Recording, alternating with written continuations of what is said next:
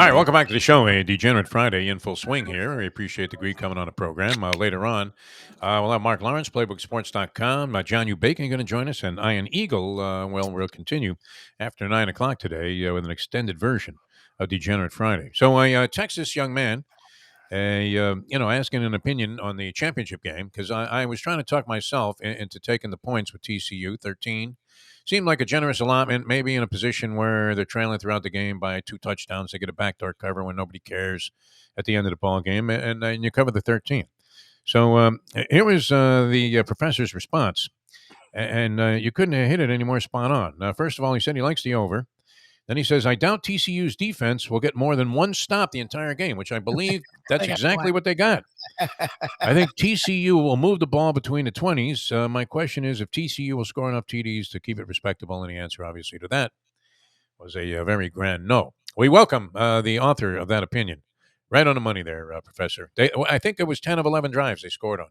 Well, not entirely on the money. Not entirely on the money because TCU really didn't move the ball to save No, they didn't move the ball at all. Yeah, they moved the ball backwards, from their 20. But yeah, I'm very happy. Although honestly, it's bad, and I said this to our friend PC in like the late third, early fourth quarter. It's bad when Georgia at one point had scored 59 and you were still struggling to get the game over. If one team scores 59 points in a football game and you still have to worry even a little bit about the over, that's kind of bad. I mean, TCU, a no-show. Here's what I'll say to the people who were complaining about, well, why wasn't Alabama in the playoff? Number one, I don't remember any Alabama fans bitching about the playoff the year Clemson shellacked you 5 years ago. Yeah. And number two, I'm sorry, we saw it multiple times throughout the season. We saw it with Oregon. We saw it with Tennessee. We saw it with TCU. Georgia was a team that at times maybe struggled with motivation, struggled to bring their A game on a week-in, week-out basis. But when they brought their A game, nobody in the country was in the same weight class. So I don't really care who you're a fan of. If Georgia had brought that game against anybody on Monday night, it was going to be ugly. It might not have been 65-7 ugly. Maybe it would have been 42-10 ugly or 56-20 ugly, but it was going to be ugly regardless of who they played Monday night. Yeah, I mean, I didn't mind seeing TCU there. I mean, I'm not as big a college football fan as you are, although I that was a good story. They beat some good teams. They knocked off Michigan, who a lot of people thought were going to pound them in the semifinal game, and the two of us included. Yeah, I mean, I was expecting, obviously a better showing. You're not expecting a team to just get completely shellacked like that, and even though it started out that way, I naturally texted Lubie after the first snap that it was over. It's over. Of course you did. They hadn't scored yet. And it looked like it was. It looked like it was already. One play into the game, I said, oh, my God. This is a mismatch of monumental proportions. But then they got to 10-7, and you thought, well, maybe they can hang in there. But the rest of the game was an abortion. So that was that. All right.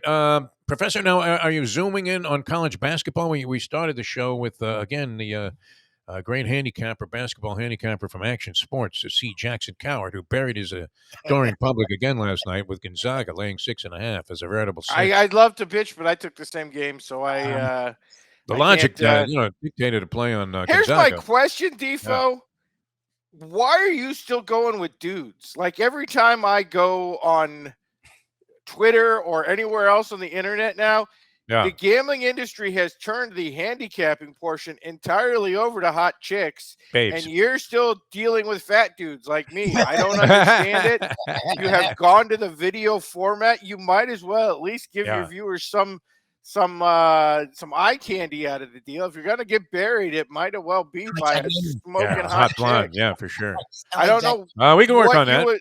I got to say, this is maybe Lubie's weakness as a producer. Yeah, is no disrespect to Mark Lawrence, who is a really top level handicapper, but compared to the chicks who are in this business now, like I don't know what the hell you're doing. Honestly. Well, we're trying to bring some level of reason and accountability to it, which often again, is lost. why are you dealing with anybody? Like it's like crop of inherently unreasonable and unaccountable people. I mean, look, Oh no, you it's can't amazing. say I'm here for reason and accountability and then have Brandon Lang and myself on every opportunity you get. Or I mean, we may as well have had like Bankman Fried handicapping games here. There you go. Yeah, that would be perfect. All No, right, no, I'm actually having. I'm yeah. going through some stuff. I don't know if you've ever had this happen before, Defo, where you have What, a a losing streak? friend. No. No, a friend of yours who has gone out to Vegas and wants to tell you about how awesome Vegas is this time of year or this trip or whatever constantly. But the lovely Gia went out to Vegas for a professional conference and would not stop texting me and calling me at 1:30 in the morning last night to Yeah. tell me how awesome Vegas was. It's like, oh, I don't know why you didn't come. Why you should be here? I wish you.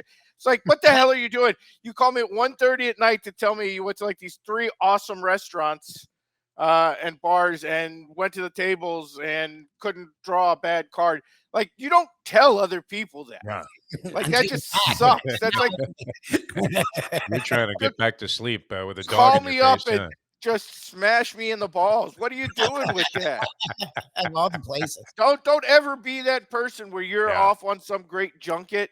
Yeah. Call other people up and tell them what a great time it is. No, Just only keep your talk to them when mouth you get shut. back. Jesus, Yeah. what are you doing? Fine, yeah, not No, when- you don't even tell them when you get back, especially if it's somewhere you know someone wants to go. You're like, it's okay. Yeah, I had a good time. People always assume you got buried when you were in Las Vegas. You don't though. need to hear about how, like, oh, well, with the Gordon Ramsay thing and the steak tartare was incredible. Yeah. And a couple of people from the conference ordered a bottle of champagne and this. What are you doing? Don't do that stuff. Especially now that Vegas is not just awesome for action and nightlife and everything else, that they now have like the best restaurant scene in the world. Yeah. Really makes Although you if telling you tried people about this just a smash in the mouth. if you tried at the Foundry to get away with what Ramsey does at his casino restaurants, not the biggest especially fan. Defo's not with the biggest the fan. thimble full of lobster bisque at about $32 You know what? I know people don't like the guy and he can be kind of a jerk off, but I will tell you, I consistently love his food. I think he's one Oh of no, the the best restaurant's chefs good, in the no world. question. Yeah. Defo's Um, hat. Okay. I've had a couple of weird experiences, there. Although, We're allowed to differ. I know, you and Mayo, you like to hit up the Skyline Chili and then go to Guy Fieri's. that's all Mayo. I don't. That's all Mayo. Yeah. I Mayo has a disgusting side I to don't him share that is those unparalleled. opinions. Yeah.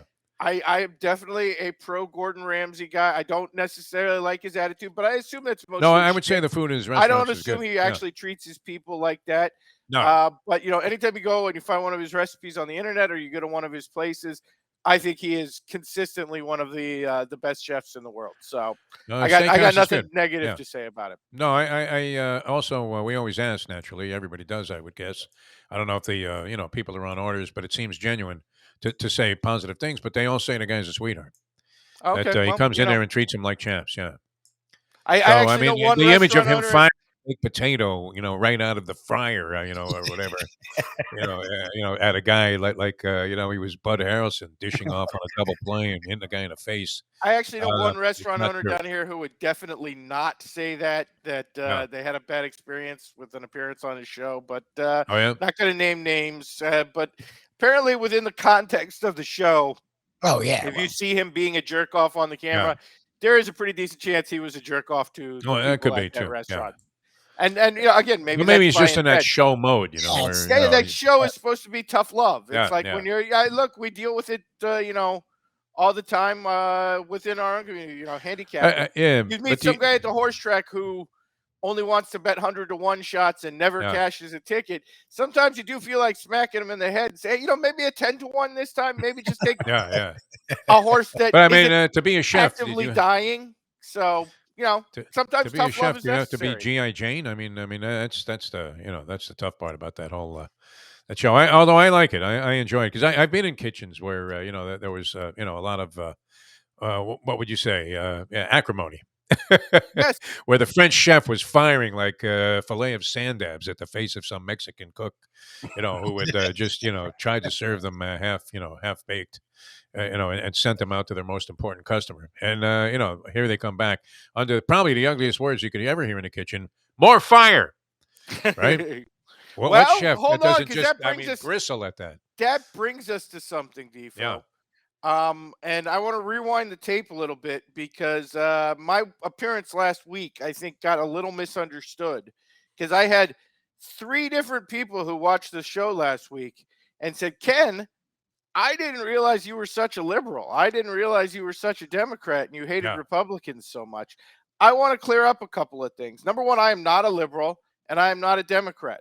I am a registered independent. To be a Democrat or a Republican, you have to be pro stuff. I'm not pro anything. I'm not pro guns. I'm not pro abortions.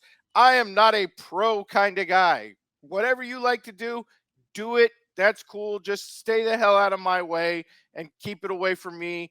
I'm an anti guy. I am an anti crazy people and I am anti morons being in charge. And I'm sorry, at times since the whole Tea Party thing came around, since those idiots down on Oakland Park Boulevard and US 1 and stand in front of the Coral Ridge Mall and Yeah. wander into traffic every weekend for the last 8 years.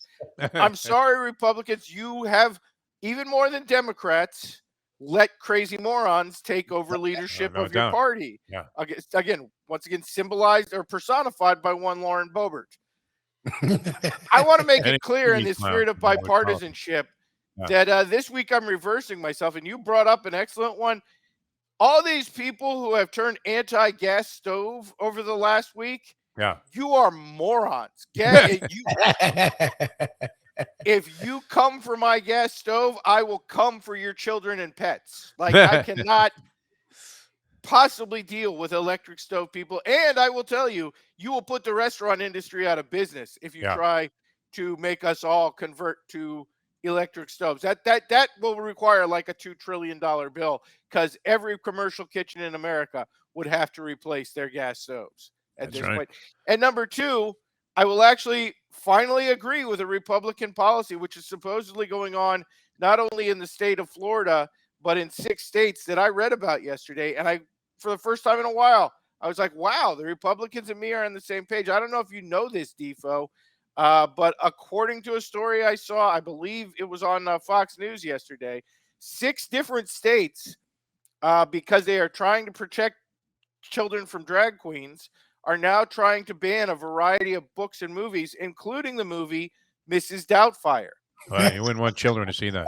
Now, I don't know about you, Defo. I don't know why this whole drag queen thing has become such a big deal, because it's all DeSantis. I have seen drag queens and I've never found it, particularly sexually influencing. I remember watching the show Martin when I was younger. Now, I was probably like in my late teens, early 20s but not once did I see Martin dress up as Shanae and go, wow, I never thought it before, but now I kind of want to bang Martin Lawrence. Yeah.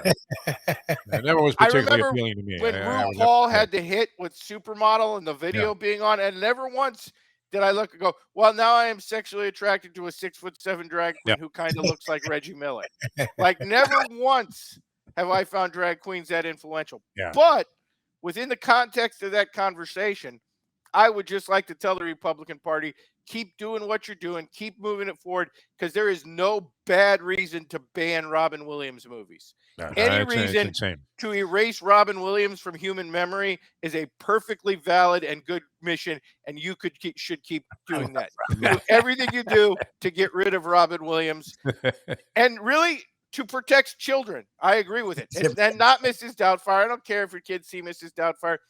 But if you can stop future teachers from seeing Dead Poets Society, you will save children's lives. Do you know how many lives have been ruined by people who saw Dead Poets Society? It's like, oh, I want to be a teacher like that. No, I suppose. Don't try to inspire me, jerk-off teacher who saw Dead Poets Society. Stop trying to make me think poetry is going to save my life. That movie should be banned to protect American children.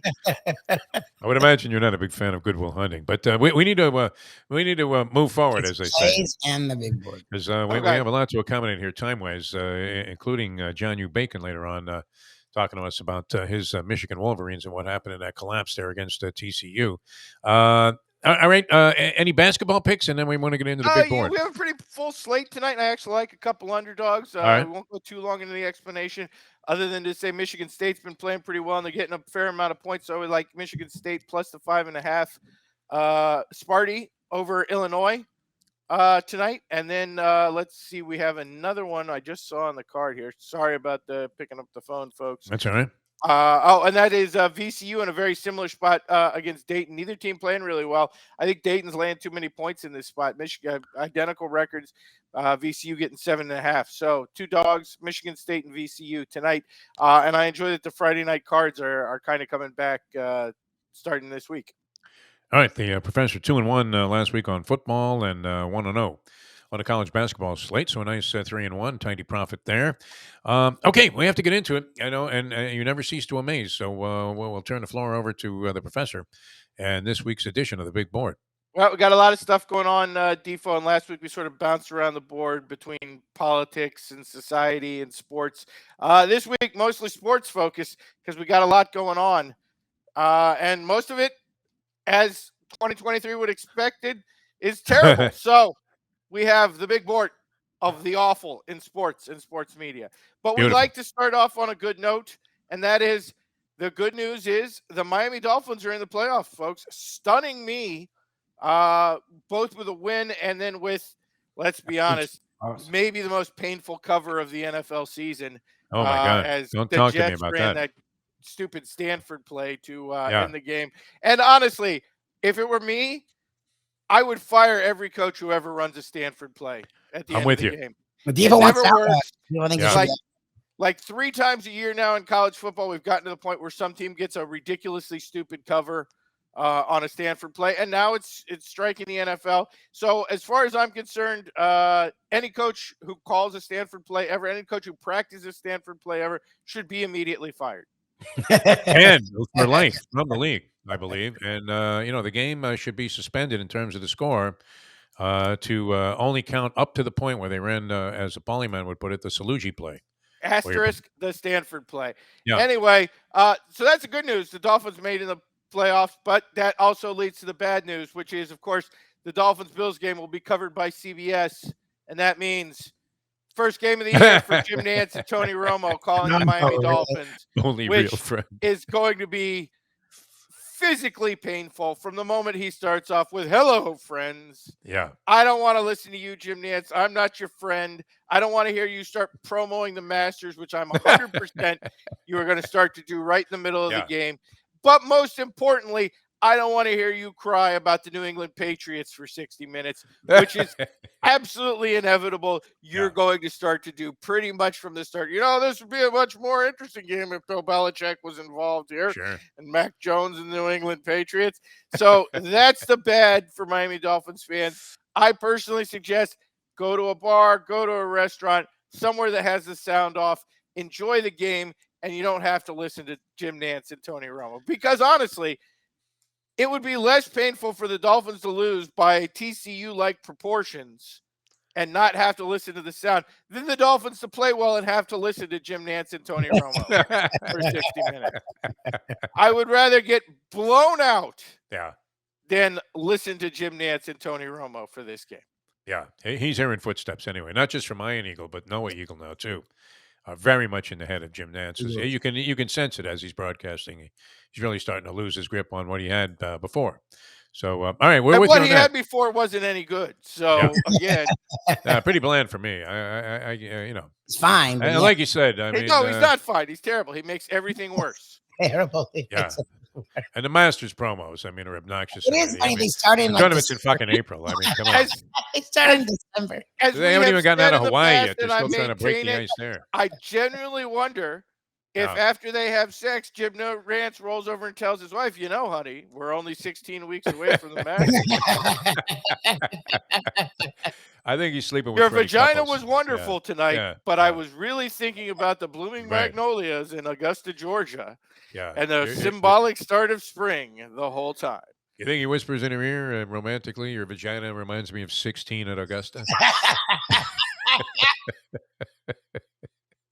Never mind. Let's move on before we get any further into this. You were warm and wet dimension. like Ray's Creek on a lovely April afternoon tonight. Right. He was gonna go. Can I have a mulligan, man? My balls are in Ray's Creek. Oh, Jesus. got kind of dirty on the big board. Thank Yeah. you, All right, Jim yeah, Nantz. get off of This that. is Come what on. you do All right, to go slide. Slide the next slide, Professor. This is what you do to America, Jim Nantz.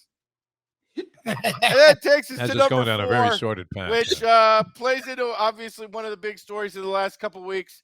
And our man Brian Flores, who obviously influencing the defense in Pittsburgh, because the Pittsburgh Steelers, after a sack, had a sack celebration where they simulated CPR Yes, you on a see it. player who had nice. just made a sack.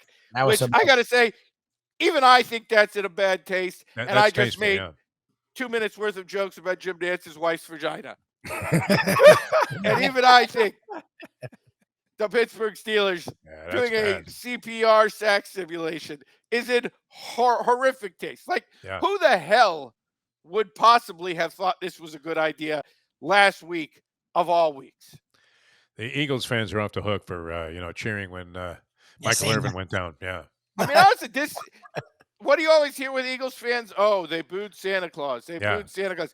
Darren This Dalton's is kid. much worse Yeah. Yeah. for It's a disgrace. He was still in the hospital. He was still in the hospital at the Yeah. time. This is a sack celebration. I mean, this is a it's, sack celebration after a Yeah. sack.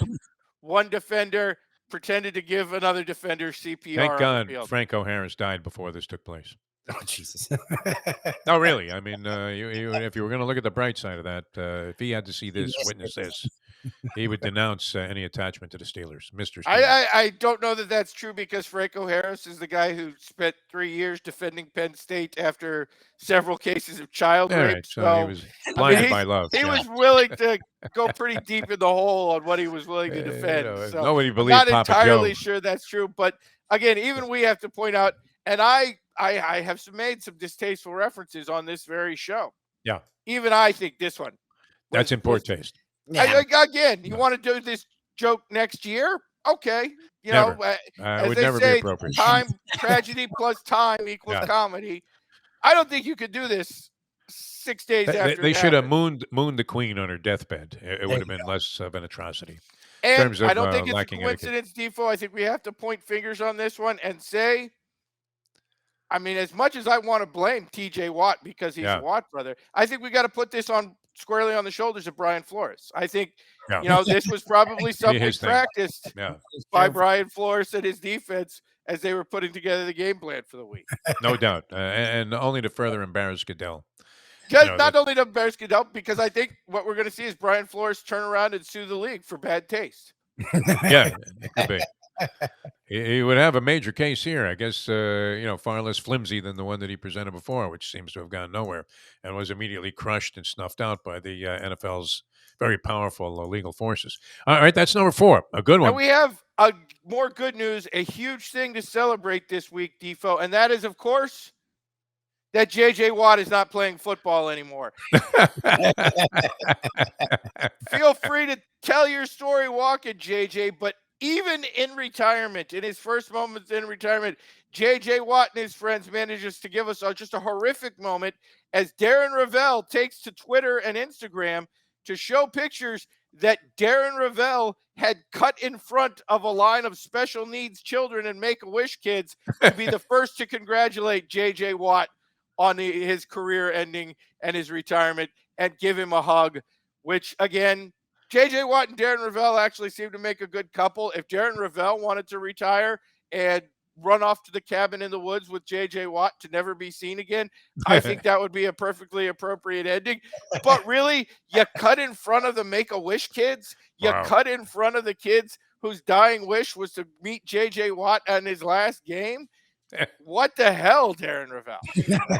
Pretty low, yeah. He always seemed a little bit, I don't know, unscrupulous to me. These various He interviews seems we've like done he with him. sucks. He seems Yeah. like exactly the kind of guy. Yeah. He Seems a seems little like bitter. exactly the kind of guy who would travel to a completely meaningless game to go hug J.J. Watt Yeah. after the game. Exactly. Like, I honestly, I don't care what. J.J. Watt's last game could be in the Super Bowl, and I still wouldn't take a free ticket to meet J.J. Watt.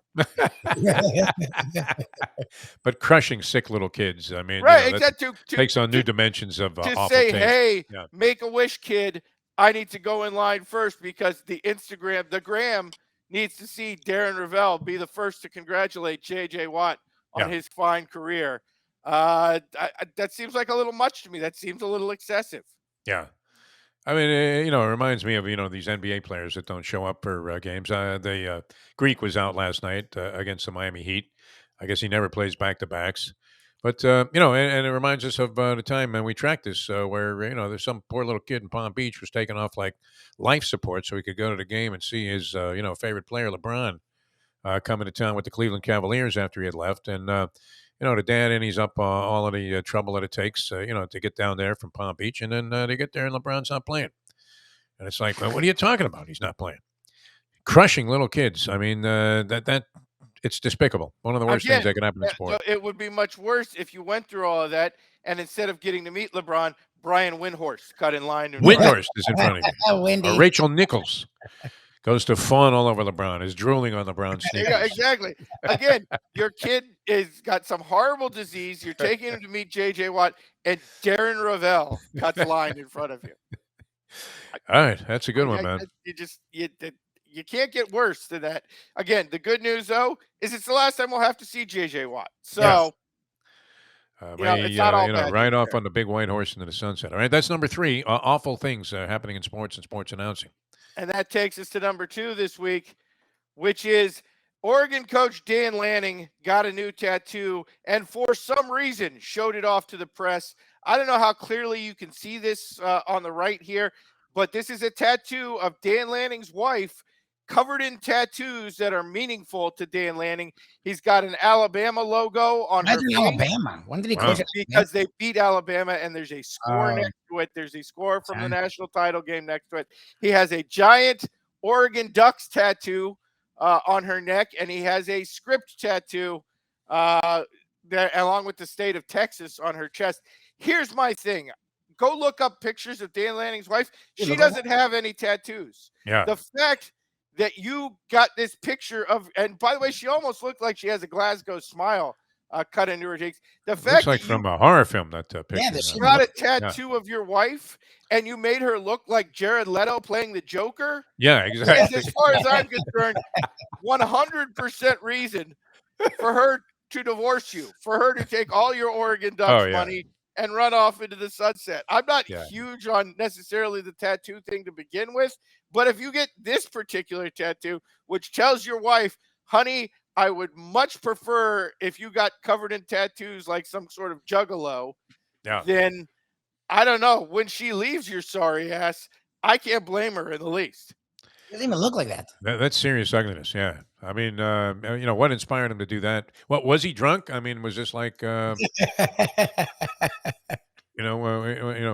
would see in the movies where the guy gets a face tattoo, all of a sudden because he ran Again, away from I feel like Dan Lanning wasn't necessarily drunk or high, although certainly both of those are possible on the board. I think Dan Lanning saw that terrible movie where Jared Leto was playing the Joker and was like, I find that really attractive. I wish my wife looked more like that. Wow. I'm going to go get a tattoo to let her know if you got made up like a carny, I would be really into it. It's back to the whole drag queen mystery. I mean, why that's so disturbing to people. All right, that's legit there. No doubt. That's number 2. So what tops the list of awful things in sports and sportscasting?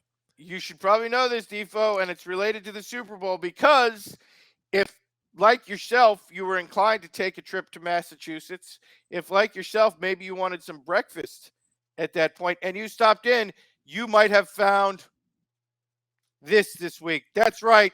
Ben Affleck was working at a Dunkin' Donuts this week in order to film a commercial for Dunkin' Donuts. Wow. And people pulled up to the drive-thru and found Ben Affleck and Jennifer Lopez going through the drive-thru at a Dunkin' Donuts. You were served coffee by Ben Affleck, which, number one, makes me think every piece of food in there was just god-awful, if not just flat-out poison, because that's the level of incompetence we're dealing with Ben Affleck, the kind of guy who would accidentally pour arsenic into your coffee.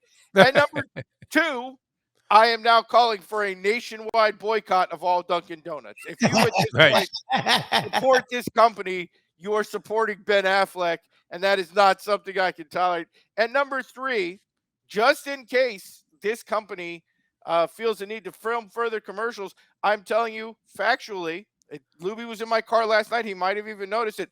I now keep a old vitamin bottle water that is filled with kerosene and laundry detergent, so that if I happen to pull into a Dunkin' Donuts and Ben Affleck is behind the window, I now have a homemade Molotov cocktail to throw into that window. Because just to let any Dunkin' Donuts customers know, if you mix kerosene and laundry detergent, it becomes homemade napalm. All you got to Wow. do is set that on fire and throw it through the window of Ben Affleck led Dunkin' Donuts, and Ben Affleck is going to burn up.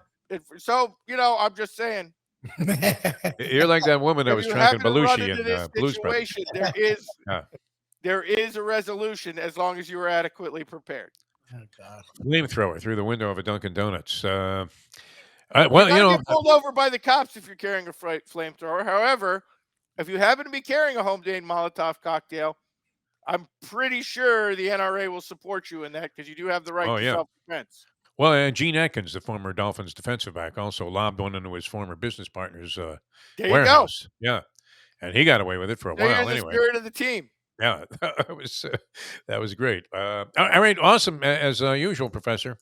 We wonder every week what you're going to come up with, and you've done it again. So spectacular performance today on the show. Good luck with your college picks. People, no more Dunkin' Donuts ever. This is what Dunkin' Donuts is trying to do to America. Yeah. Well, I mean, in Goodwill Hunting, they were a big factor there. If you ever were going to take advantage of product placement, they had the Dunkin' Donuts coffee. Although, who would order a small, except for Affleck, I guess. Always, bother me because I'm extra large all the way. I feel that's the only way you get your money's worth. But all right, excellent stuff, and good luck with your wagers. And we'll talk to you again next week, my friend. Have a good one, boys. Thanks, Very Cameron. good, man. Professor, very much on his game today.